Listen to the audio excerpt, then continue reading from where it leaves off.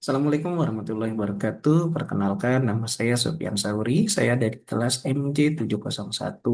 Kali ini saya akan mereview terkait dua video terbaik dari hasil UTS yang lalu, di mana review ini adalah salah satu jawaban UAS untuk semester ini, yaitu di mata kuliah perilaku konsumen digital dengan dosen pengampunya adalah Dr. Rati Anggorowidis, SEMM, CDMS, CPOD. Baik, untuk yang pertama, saya akan mereview video yang pertama tentang pengaruh testimoni penggunaan terhadap keputusan pembelian, yaitu studi kasus komparatif Glade to Glow versus Scientific. Nah, di sini saya sudah membuatkan tabel analisisnya untuk kedua produk tersebut, di mana kali ini yang pertama saya akan mereview terkait ketajaman segmen digital atau digital person. Yang pertama ada penggambaran target audiens secara spesifik, di mana hmm, materi berhasil memetakan dua profil konsumen yang terpisah secara kontras berdasarkan rasio price to value. Nah, untuk Glad to Glow, price conscious atau value seeking person yaitu sebesar Rp36.000.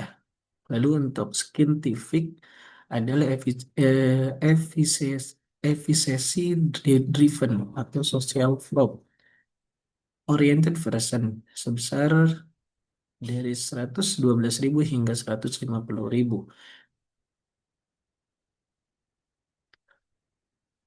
Analisis kritisnya adalah mengaplikasikan konsumen received value theory dan received price reduction. Target audience scientific bersedia membayar price premium karena pengaruh oleh masif social flow, yaitu lebih dari 362.500 ulasan yang meminimalkan performance rise. Sementara audiens Glad to Glow meminimalkan financial rise dengan memiliki produk yang entry level. Nah, dari kedalaman parameter segmentasinya, parameter utama yang ditonjolkan meliputi purchasing power, sensitivitas harga, serta kebutuhan spesifik kulit seperti barrier revar. Nah, dari analisis kritisnya, untuk ini segmentasi terfokus pada atribut fungsional dan ekonomis, namun studi masih kurang mengeksplorasi variabel psikografis mikro seperti digital cell concept, tingkat kecemasan visual, lalu atau segmentasi berdasarkan digital literasi. Yang kedua ada pertimbangan variabel digital. Ada tiga fungsional untuk ini. Yang pertama adalah gaya hidup, lalu yang kedua ada perilaku penggunaan aplikasi, dan yang ketiga ada referensi platform.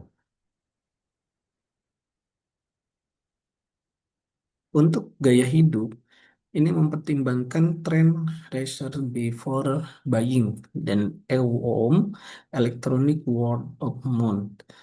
Konsumen aktif mencari validasi ulasan tertulis, foto before after, serta video review sebelum bertransaksi. Untuk analisis kritisnya yaitu mencerminkan perilaku konsumen era attention economy dan FOMO kultur. Konsumen digital tidak lagi mencapai one-way marketing communication, melainkan bergantung pada user-generated content sebagai sumber authenticity utama dalam membentuk keputusan. Lalu dari penggunaan aplikasi, itu memetakan digital purchase funnel yang terbagi menjadi dua tahapan. Yang pertama aktivitas eksplorasi dan yang kedua adalah aktivitas konversi. Nah, dari analisis kritisnya sesuai dengan cognitive affirmative Konatif model pada perilaku digital, konsumen memproses stimulus secara visual dengan emosional terlebih dahulu sebelum mengevaluasi bukti kuantitatif untuk mengeksekusi pembelian. Dari segi preferensi platform, membedakan fungsional dua panel utama secara eksplisit. Ada TikTok, platform penemuan mendorong emosional dan impulse switching driver. Nah, untuk Shopee, platform validasi transaksi, evaluasi rating, dan konversi home. Dari analisis kritisnya, memahami dikotomi antara discovery commerce, yaitu TikTok, dan Inter-based and e-commerce yaitu Shopee. Interaksi kedua platform ini menjelaskan fenomena brand switching behavior. Ketika konsumen berpindah platform akibat dorongan komparasi harga dan ulasan organik. Nah, yang kedua, saya akan mereview terkait analisa customer journey dan pain point-nya. Yang pertama, pemetaan perjalanan konsumen dari awareness hingga advokasi. Yaitu menggunakan 5A, awareness, terus consideration, purchase, retention, dan advocacy. Nah, untuk awareness ini, video perbandingan ulasan organik dan tren viral mengenai permasalahan skin bare. Lalu, testimoni video bertindak sebagai eksternal digital stimuli yang menetapkan attention capital audience di tengah banjirnya informasi digital. Indikator psikologi konsumen ini menimbulkan need recognition, anxiety, atau kesadaran akan masalah kulit, yaitu kulit sensitif atau kemerahan. Nah, untuk pertimbangan, konsumen membandingkan ulasan tertulis, rating, bintang, dan testimoni TikTok antar merek. Nah, seperti Center Road atau evaluasi sains klaim bahan aktif.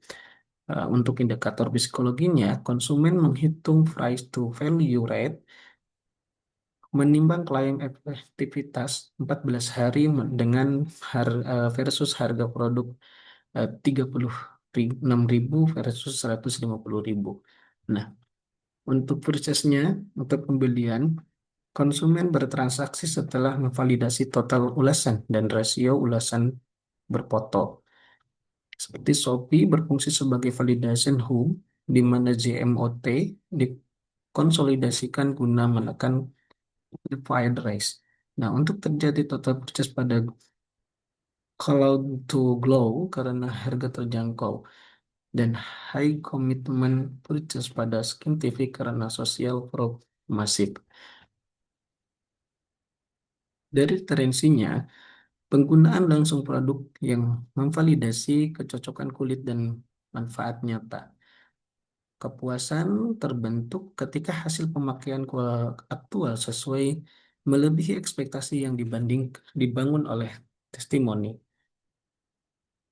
Indikatornya pembentukan kebiasaan beli berulang jika tidak terjadi reaksi iritasi pada skin barrier. Sampai ke tahapan advokasi, yaitu konsumen mengunggah ulasan teks foto before after serta rating bintang 5 di Shopee atau video di TikTok.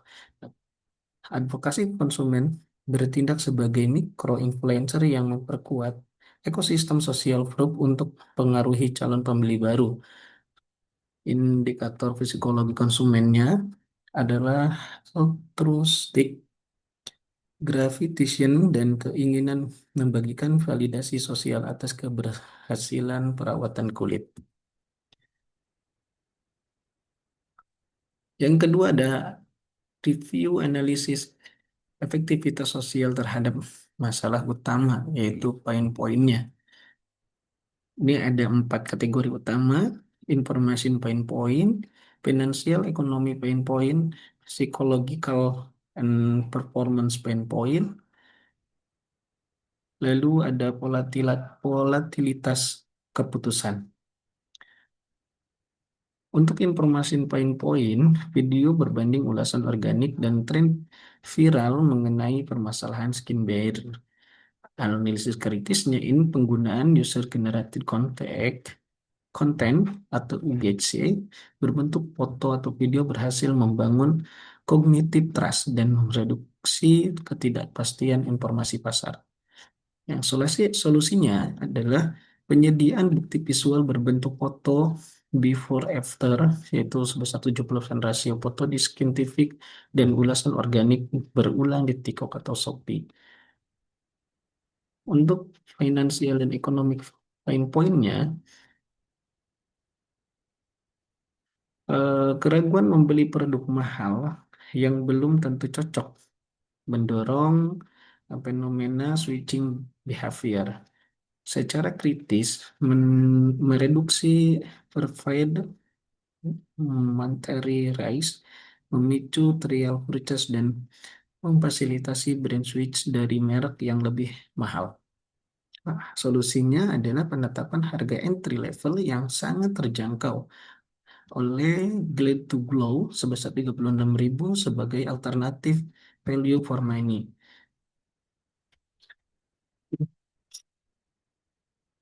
Dari psikologikal dan performance pain point-nya, kecemasan akan iritasi kulit atau produk yang tidak efektif memperbaiki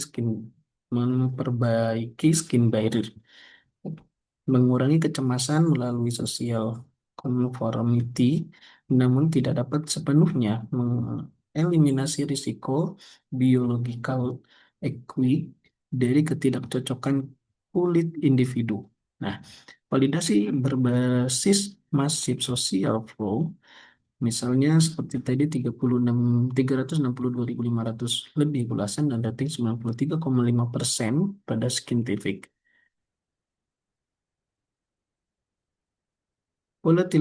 Volatilitas keputusan. Dilema konsumen dalam memilih antara harga terjangkau, yaitu produk Glade to Glow, atau efikasi teruji Scientific.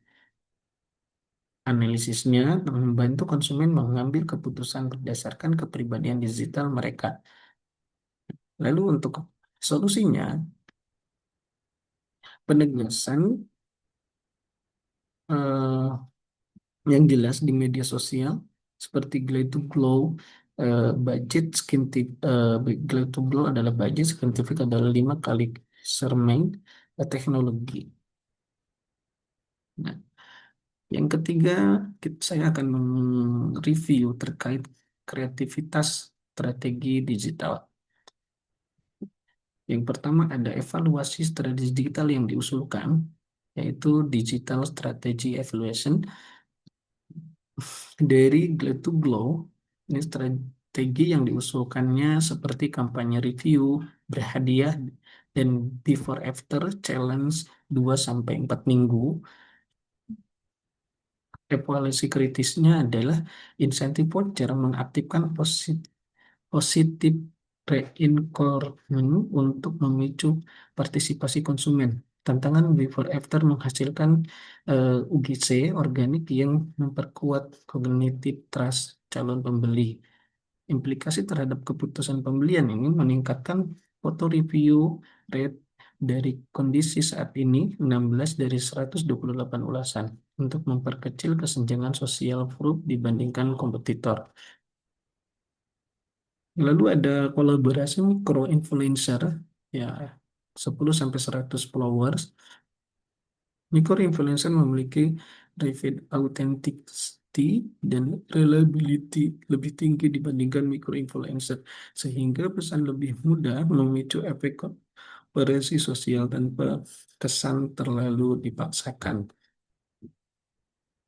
Implikasinya efektif menjangkau segmen price sensitif yang mencari alternatif ekonomi. Nah, tetapi membutuhkan validasi sosial awal.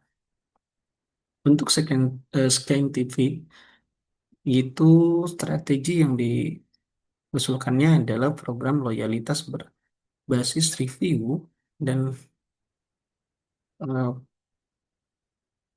verified purchase showcase.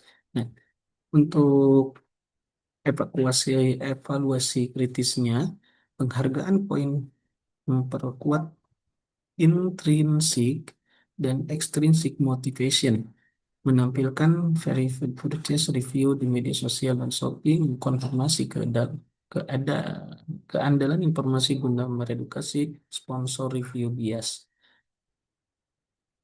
Implikasi terhadap keputusan pembelian adalah memitigasi potensi perpindahan konsumen ke merek budget friendly dengan terus mengkonfirmasi klaim efikasi teknologi 5 kali Serenade. Nah, lalu ada juga sesi live shopping interaktif dengan sesi Q&A dan peluncuran varian trial size. Live shopping menyediakan central route processing, varian trial size memperkecil barrier to entry bagi konsumen baru yang terhambat oleh purchasing proses tinggi, price tinggi. Ya.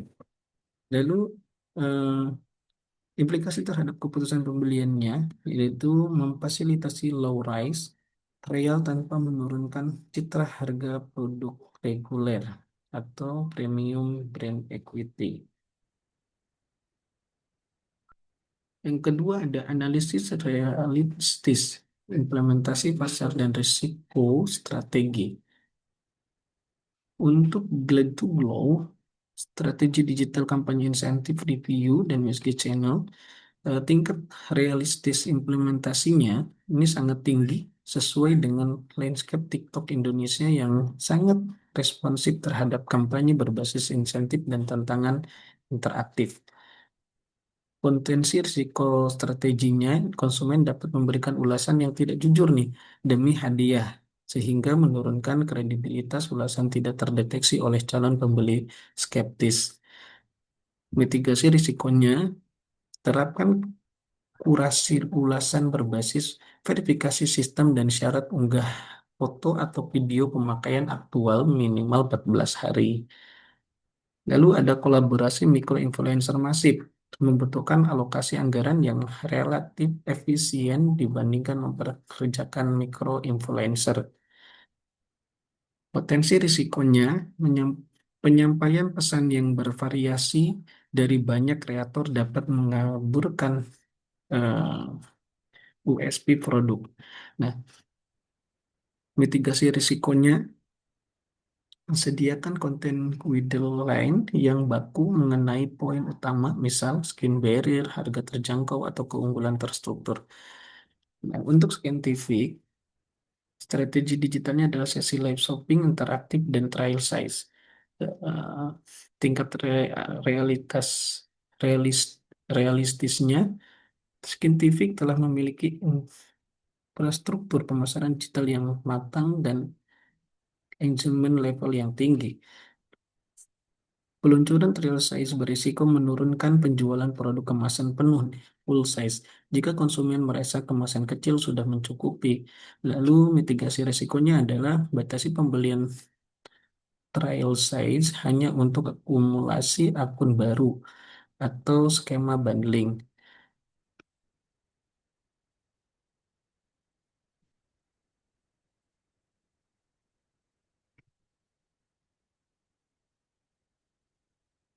Hmm,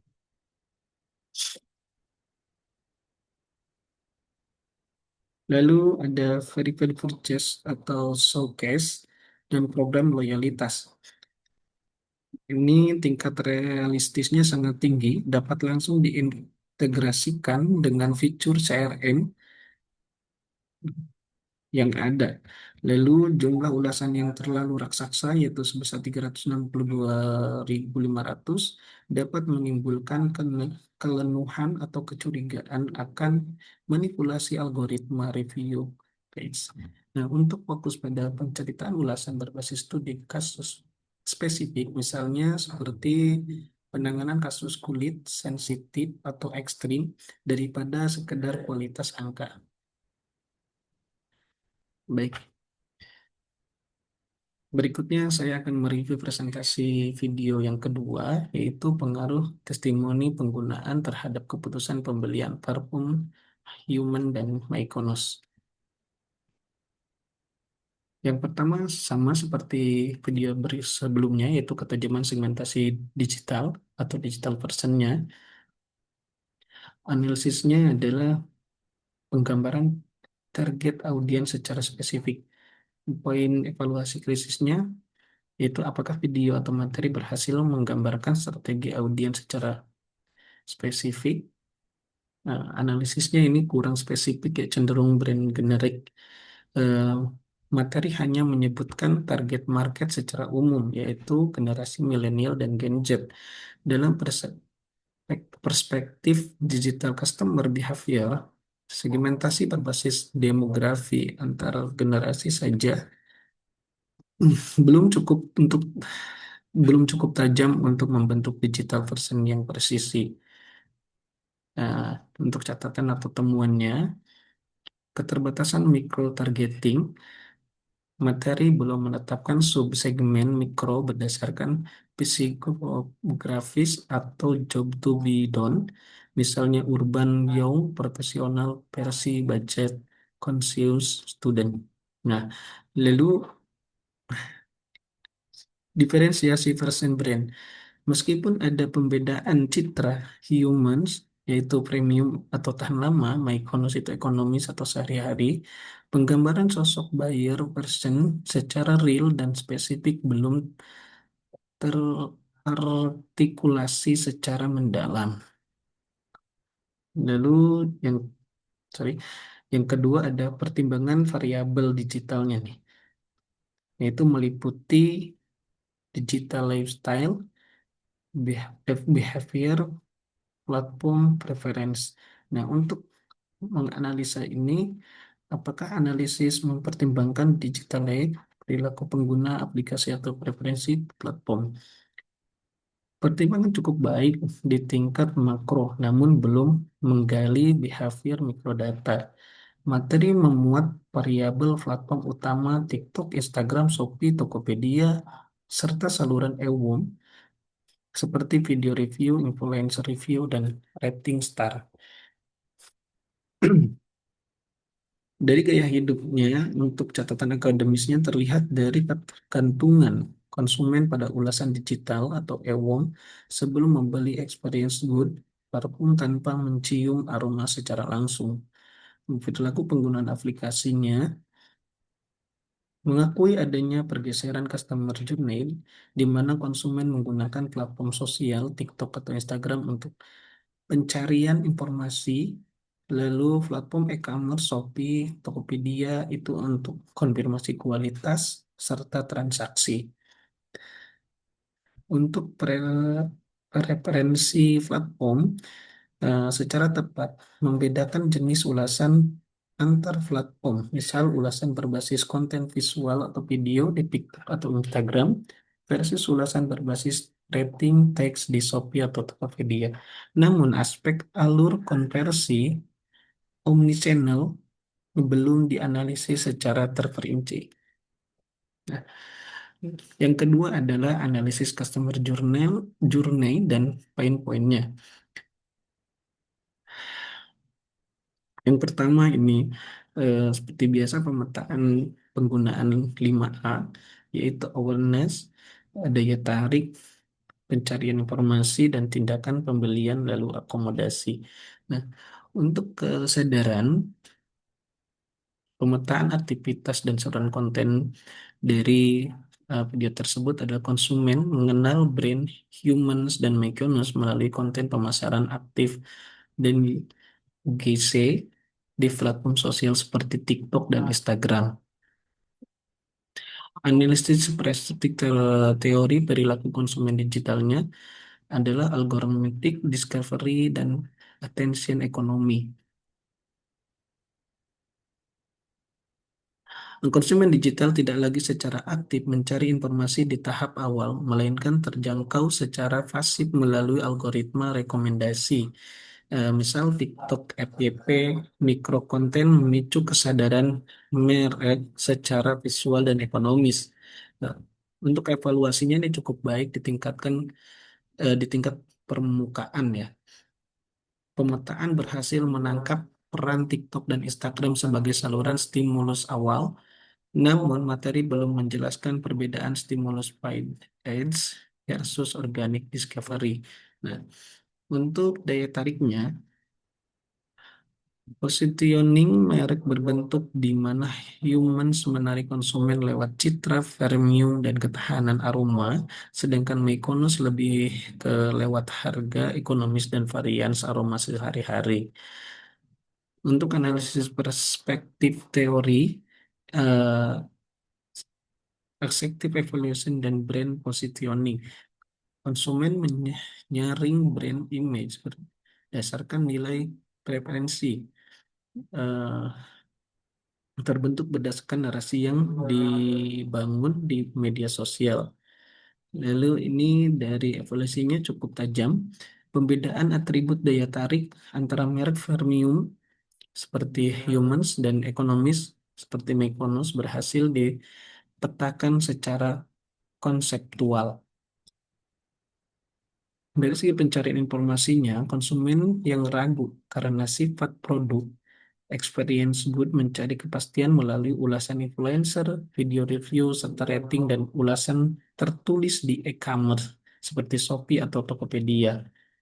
Dari analisis ini, karena parfum adalah experience good atau tidak dapat dicium aromanya secara langsung, konsumen mengalami informasi yang asimetri, memanfaatkan electric word of mouth atau e-woman dan social proof untuk memvalidasi note, ketahanan, dan keandalan produk sebelum bertransaksi.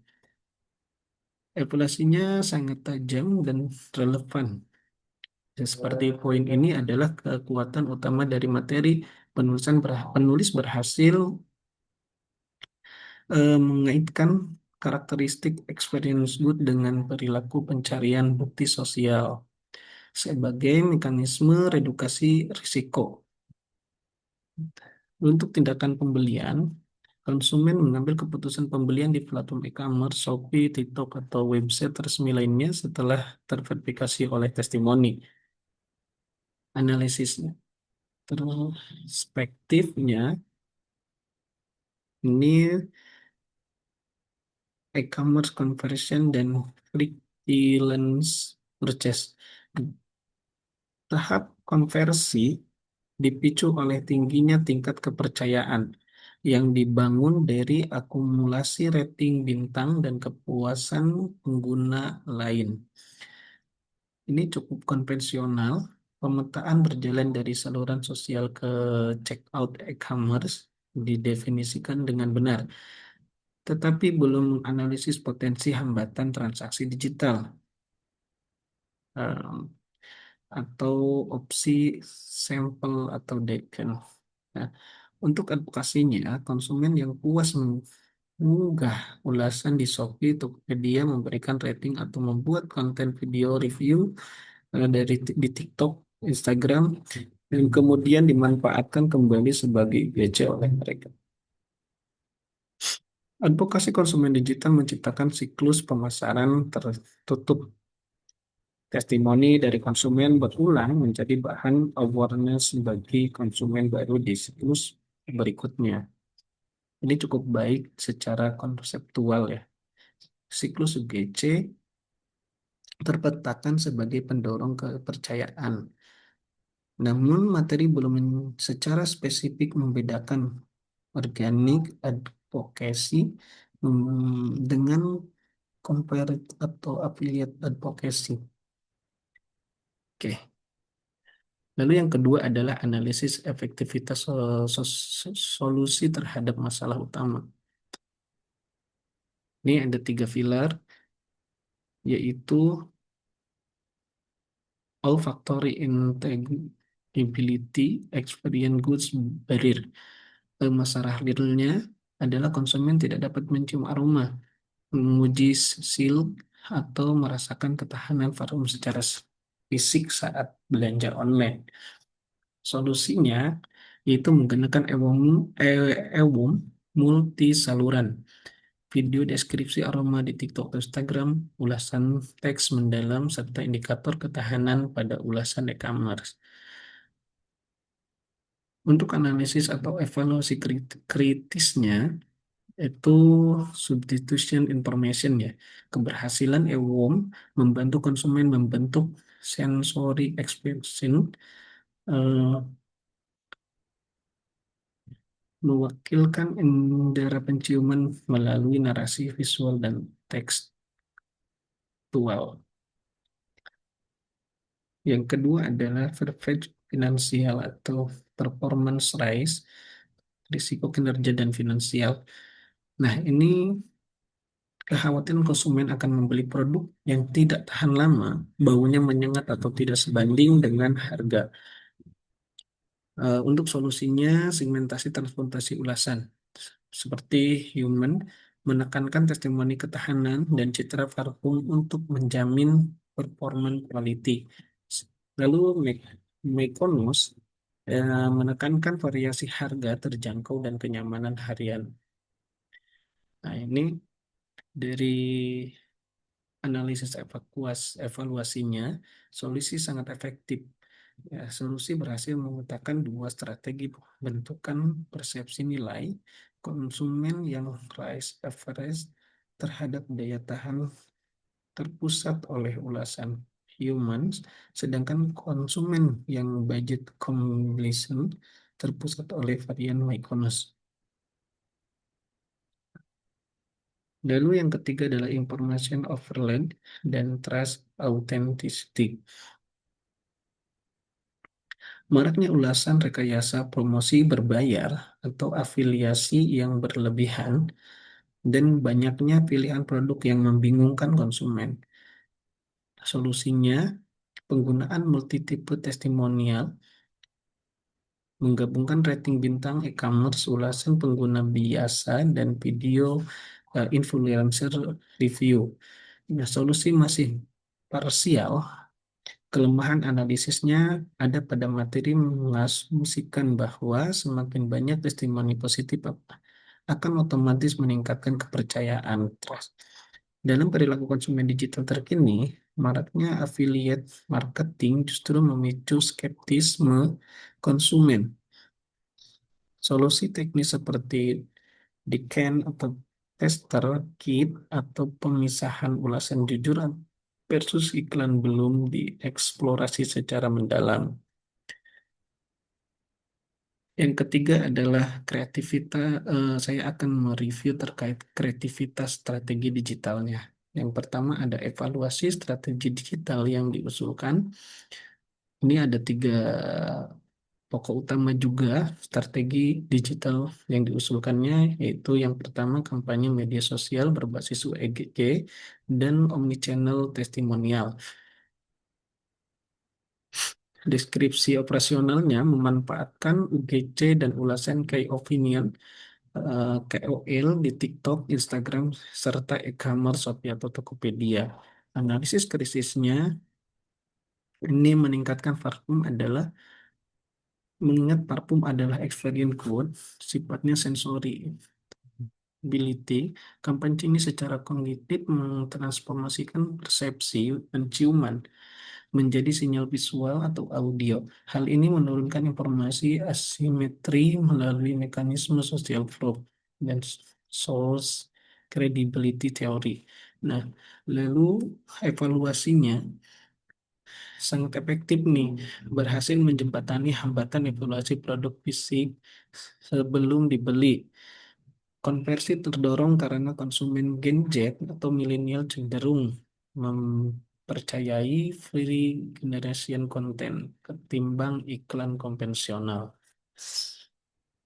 Lalu dari strategi diferensiasi, positioning melalui narasi digitalnya adalah deskripsinya menekankan performa untuk brand humans versus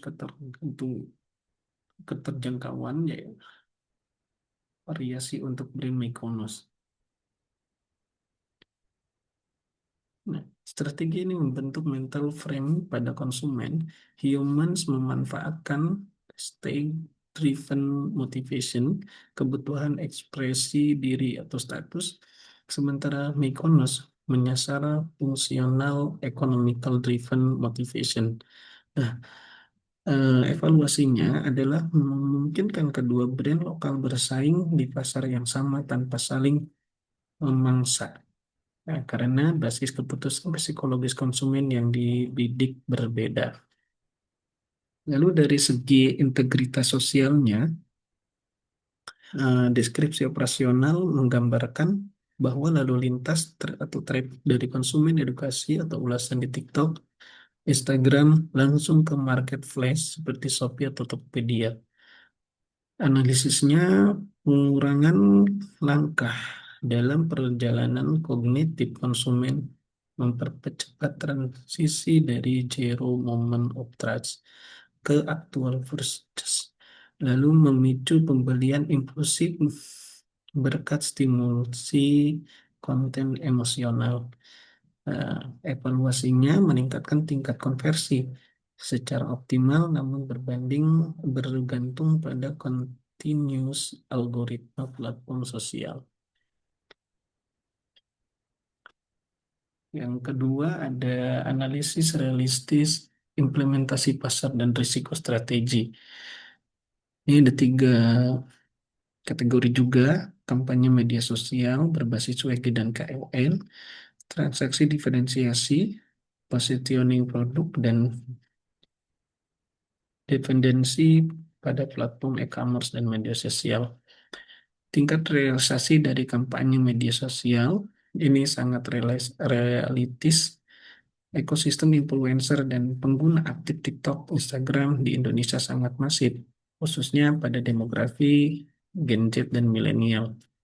Potensi risikonya ini skeptis dan review Fedjis, konsumen digital semakin kritis dan menyadari adanya affiliate marketing atau ulasan berbayar yang dapat menurunkan tingkat kepercayaan.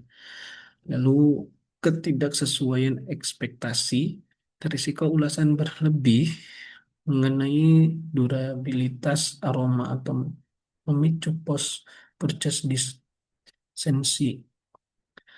Nah, untuk mitigasinya ini mendorong eh, atau authentic review dari konsumen organik. Lalu menyediakan varian sampel atau ukuran kecil discovery set untuk meminimalkan risiko uji coba konsumen. Dari segi strategi diferensiasinya, ini sangat realistis. Pasar produk kecantikan dan wewangian lokal saat ini mengalami polarisasi antara segmen masif dan segmen. Nah, lalu potensi risikonya, komoditasi dan perang harga. Nah, bagi brand ekonomi seperti McDonald's, ketergantungan pada persepsi harga murah rentan digeser oleh kompetitor baru dengan harga lebih bersaing. Lalu lompatan ekspektasi kualitas dari brand premium seperti Humans, kegagalan konsistensi formulasi dapat merusak citra eksklusivitas yang dibangun. Untuk mitigasi dan rekomendasi strateginya, itu menjaga nilai keunikan formulasi umumnya, lalu melakukan brand extension atau edisi terbatas untuk mempertahankan brand equity.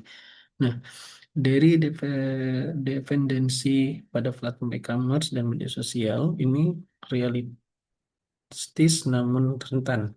Sebagian besar operasional penjualan bertumpu pada platform pihak ketiga seperti TikTok, Shopee, dan Tokopedia.